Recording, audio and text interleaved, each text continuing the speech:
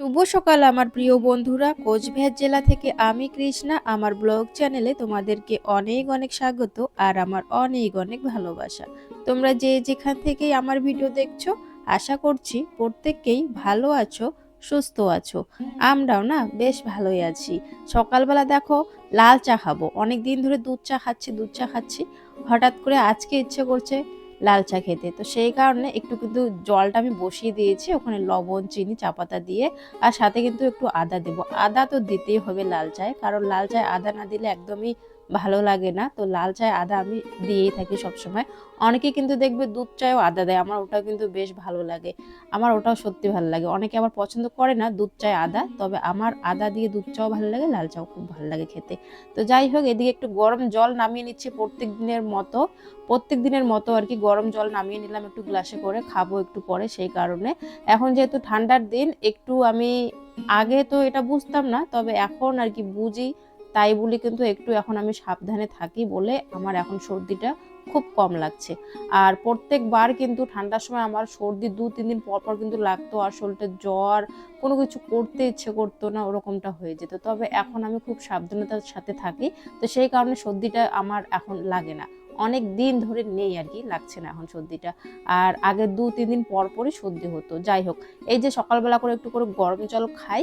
আর কি করি বলতো, এখন স্নানটা আগে খুব সকাল সকাল কুয়াশার মধ্যে আমি করে ফেলতাম বাসি কাজ করার সাথে সাথে, তবে এখন আর ওটা করি না। এখন জামাটা করে ছেড়ে নিই, আগে কাজগুলো করি আর কি, সম্পূর্ণ কাজ করি, যখন দেখি রোদ উঠছে তখনই আমি স্নানটা করি। সেই কারণে কিন্তু ঠান্ডাটা এখন আমার কম লাগে।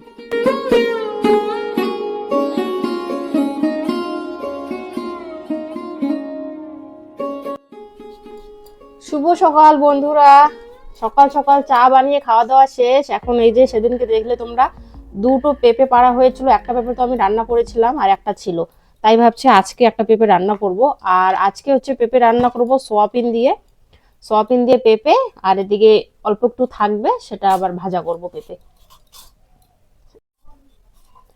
পেঁপেগুলো এত বাড়তি হয়েছে, যখন পেঁপেগুলো পাড়া হয়েছিল উপর থেকে যখন নিচে পড়ে ফেটে গেছিল।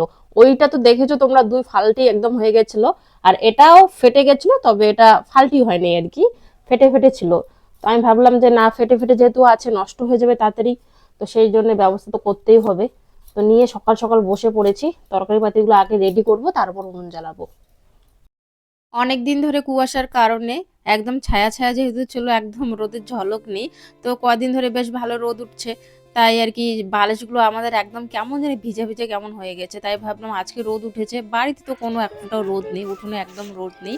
কারণ রোদ আসবে কোন দিক দিয়ে বলো, সব দিক দিয়ে তো আমরা ঘর বানিয়ে রেখেছি, তো রোদটা আমাদের উঠোনে পড়েই না, আসেই না। তো সেই কারণে একটা চেয়ার, দেখো বাড়ির থেকে বাইরে মানুষের আর কি জমিতে একটা চেয়ার রেখেছি আমি। তারপর চেয়ারের মধ্যে কিন্তু সমস্ত বালিশ দিয়ে দিচ্ছি, কারণ এখানে বেশ অনেকক্ষণ ধরে কিন্তু রোদটা থাকে। কিছু করার নেই, বাড়িতে যেহেতু রোদ নেই তাই এখানে দিতে হচ্ছে আমাকে। বালিশগুলো তো দিয়ে এসেছি, সাথে কিন্তু রান্না বান্নাও আমার হয়ে গেছে। রান্না বান্নাটা আর তোমাদের সাথে শেয়ার করলামই না আজকে, কারণ আজকে হঠাৎ করে কেন জানি ইচ্ছে করছিল না যে রান্না বান্নাগুলো করে নিই, তারপরে পরে ভিডিওটা শুরু করব। ইচ্ছে করছিল না, সেই কারণে আর কি ওই রান্নাটা কি রান্না করলাম না করলাম সেটা রান্নাঘরটা আর কি দেখাইলাম না, রান্না করাটা। যাই হোক, এখন খাওয়া শুরু করে দিয়েছি আমরা। আমরা কিন্তু আজকে নতুন ঘরে বসে খেয়েছি, কারণ ওখানে একটু জানলা দিয়ে দেখলাম একটু রোদের একটু ঝলক আসছিল, তো বেশ ঠান্ডাও লাগছিল একটু একটু। তাই ভাবলাম সবাই যেহেতু স্নান করেছে, খেতে বসবো, আবার ঠান্ডা লাগবে, তাই ওই রোদের ঝলকটার মধ্যে আর কি একটু বসে খাই, তাহলে ভালো লাগবে। তো সেই কারণে আমরা ওই নতুন ঘরের যে মেঝেটা আছে সেখানে বসে কিন্তু খেয়ে ফেলেছি তিনজনই ভাত। খাওয়ার পর বাসনগুলো মেজে নিলাম, আর এখন বাসনগুলো জায়গা মতো গুছিয়ে রাখবো। টেবিলটা দেখো তো কি অবস্থা হয়েছে, মানে যখন আমি বাসন আজকে একটু বেশি হয়ে গেছিলো, একটু করে মাজছিলাম আর একটু করে এনে এনে এখানে রাখছিলাম, তো ওই করে করে দেখো বাসন পুরো, টেবিল না ব্রেঞ্চ আর কি, ব্রেঞ্চটার মধ্যে দেখো সম্পূর্ণ বাসন এখানে ভর্তি হয়ে আছে। তো এক এক করে এখন আর কি গুছিয়ে রাখছি। আর ওইদিকে জানলার যে নেটটা আছে না, নেটটা ছিঁড়ে গেছে। একবার মনে হয় আমি ওই যে কড়াই যে একটু জল দিয়েছিলাম কড়াইয়ের মধ্যে, তো কড়াইটার মধ্যে গরম জল হয়ে গেছিলো কড়াইটা, তো সেই গরম জলটা কড়াইয়ের আমি ওইদিকে জানলা দিয়ে ফেলেছিলাম, নেটগুলোর ওইদিকে। তো নেট থেকে বাইর হয়ে কিন্তু গরম জলটা গিয়েছিলো। তখনই ওই যে একটুখানি মানে কেমন হয়ে গেছিলো নেটটা, তখন থেকে কিন্তু ভাঙা শুরু করলো আস্তে আস্তে। এখন মানে এত বড় জানলার কি বলবো, আর নেটটা এত বড় একটা ফেটে গেছে না, অনেকটা জায়গা জুড়ে কিন্তু ফাঁকা। তো সেই কারণে এখন জলগুলো আমি ওখান দিয়ে আর কি ফেলে দেই, কারণ যেহেতু অনেকটাই ফাঁকা হয়ে গেছে, তাই ভাবলাম এখন তো আর ভাঙার মতো কোনো কিছু নেই, তো সেই কারণে ওই দিক দিয়ে ফেলে দিলাম জলগুলো। যাই হোক, এখন রান্নাঘরটা একটু ঝাড় দিয়ে দেই।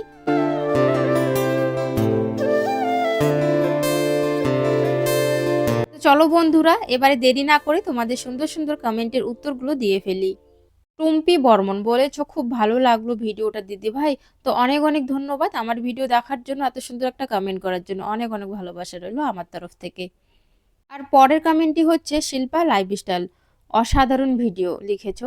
তো থ্যাংক ইউ সবাইকে যারা যারা এত সুন্দর সুন্দর কমেন্ট করছো। তো অনেক অনেক ভালোবাসা নিও আমার তরফ থেকেও, যারা সুন্দর সুন্দর কমেন্ট করছো আর তোমাদের মূল্যবান সময়গুলো যে আমার ভিডিওতে দিচ্ছ। সত্যি আমি অনেকটাই খুশি, আর কমেন্ট করলে তো আরো অনেকটাই খুশি হয়ে যাই। এখনো যারা যারা আমার ভিডিও দেখছো, তো এই ভিডিও তো একটু কমেন্ট করে দিও, তাহলে আমি অনেকটাই খুশি হব। আর আমি জানতে পারবো আমার বন্ধুরা কত দূর দূরান্ত থেকে আমার ভিডিও দেখে। আর হ্যাঁ বন্ধুরা, অবশ্যই কিন্তু কোথা থেকে দেখছো সেটা লিখতে ভুলো না। আর যদি ভালো লাগে তাহলে লাইক দিয়ে চ্যানেলটি সাবস্ক্রাইব করে আমার পাশে থেকো। রান্নাঘরটা যখন ঝাড় দিয়ে দিলাম, তাই এখন ভাবলাম চলো বারান্দাটাও ঝাড় দিয়ে দিই। আর বারান্দার সাথে এতটুকু যে আমার নোংরা হয়ে আছে, মানে অনেক কিছু পড়েছিল, তো এতটুকু ঝাড় দিয়ে দিই।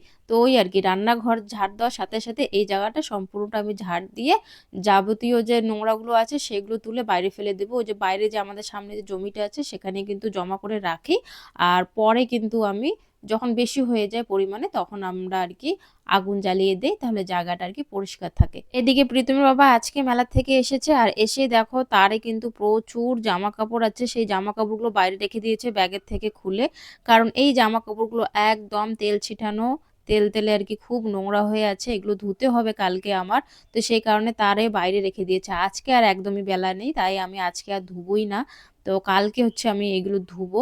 তো সেই কারণে বাইরে রেখে দিয়েছে, আর একটু গরম জল করে ধুতে হবে। আর বেশিরভাগই নোংরা যদি হয় না, এই জামা কাপড়গুলো, তেল ছিটানো জামা কাপড়গুলো আমি এইভাবেই গরম জলে চুবিয়ে কিন্তু রাখি, তাহলে বেশ তাড়াতাড়ি ময়লাগুলো আর কি উঠে যায়, অত খাটনি হয় না জামা কাপড় ধুতে।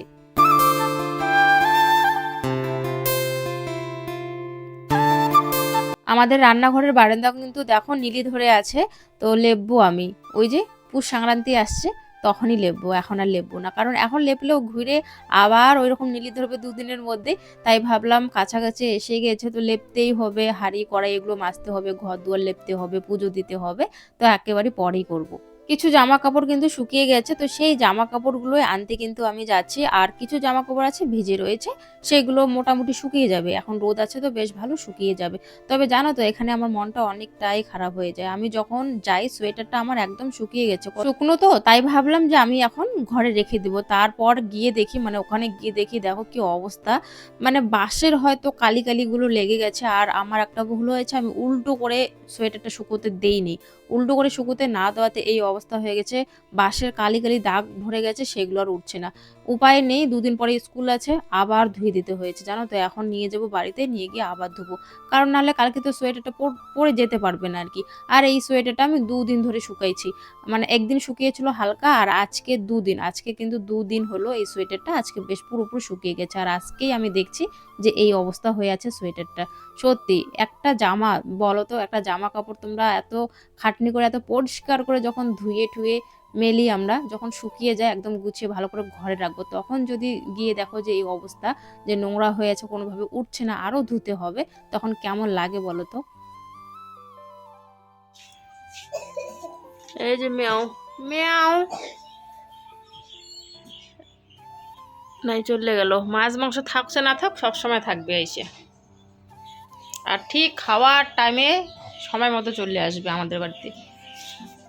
তো তো বাড়িতে এসে কিন্তু দেখো প্রীতমের বাবা অনেকগুলো সিম পাড়িয়ে দিয়েছে, আরও কিন্তু সিম পাড়ানো হয়েছিল। তো সেই সিমগুলো আমরা সবাইকে একটু একটু করে আর কি দিয়ে দিয়েছে ওর ঠাম্মা বাড়ি বাড়ি গিয়ে। আর কিছু সিম আমি এই যে এখানে রেখে দিয়েছি। তো বস্তার ভিতরেও সিম আছে আমি জানি না, পরে ঢালার সময় দেখি। যাই হোক দেখো এত সুন্দর বড় বড় কিন্তু সিম হয়েছে, আরও এর থেকেও বড় বড় হয়, তবে এগুলো আর বেশি বড় হয়নি। তো সিমগুলো কিন্তু বাত্তি হলেই বেশ ভালো লাগে খেতে, বাত্তি না হলে না কেমন যেন তিতকু তিতকু লাগে। যাই হোক, তো অনেক সিম পাড়া হয়েছে, কিছু সিম অন্যদেরকে আর কি দেওয়া হয়েছে। বাইরের গেটটা বন্ধ করে দিলাম, কারণ এই যে আমাদের মেন গেটটা এটা যদি খোলা থাকে রাস্তায় যারাই যায়, মানে রাস্তা দিয়ে আর কি যারাই যায় তারাই এদিকে আর কি তাকায়। তো আমার বিশেষ করে আমার খুবই অসুবিধা হয়। তো সেই কারণে সব সময় কিন্তু এই গেটটা বন্ধই রাখি। যখনই দেখি খোলা তখনই বন্ধ করি, সব সময় কিন্তু বন্ধই রাখি আমি এই গেটটা, যাতে আমার আর কি অসুবিধা না হয়। কারণ রাস্তার লোকজন সবসময় যাওয়া আসা করে, এইদিকে যখন তাকায় আমি কি করি না করি। কলেপাড়টাও যেহেতু আমাদের এই গেটটার সামনেই, তো কলেপাড়ে কাজ করতেও কিন্তু অনেকটাই অসুবিধা হয়। তো সেই কারণে বন্ধই রাখি। যাই হোক, এখন সিমগুলো দেখো আমি এই যে আমার যে গামলাটা আছে বড় গামলাটা, তো সেই গামলাটার মধ্যে রেখে দিচ্ছি। 2-3 দিনের মধ্যে এই সিমও শেষ হয়ে যাবে। কারণ সিম তো যখন পাড়া হয়েছে তখন একটু বেশি বেশি করে রান্না করতেই হবে, নাহলে নষ্ট হবে। তো সেই কারণে বেশি দিন লাগবে না শেষ হতে। যাই হোক, এখন সিমগুলো আমি এখানে রেখে দিলাম। আবার যখন আমি বস্তাটা তুলবো তখন দেখছি বস্তাটা একটু ভারী ভারী লাগছে আমার। ভাবলাম দেখি তো কি আছে, এখন দেখি ভিতরে দেখো সিম। তো এই সিমগুলো আমি ওখানেই রেখে দিলাম। তো যাই হোক, অনেক কিন্তু সিম হয়ে গেছে। তো বন্ধুরা, আজকের ভিডিওটা এখানে শেষ করছি। দেখা হচ্ছে তোমাদের সাথে আগামীকাল নতুন দিনে নতুন একটা ভিডিওর সাথে। সবাই ভালো থেকো, সুস্থ থেকো।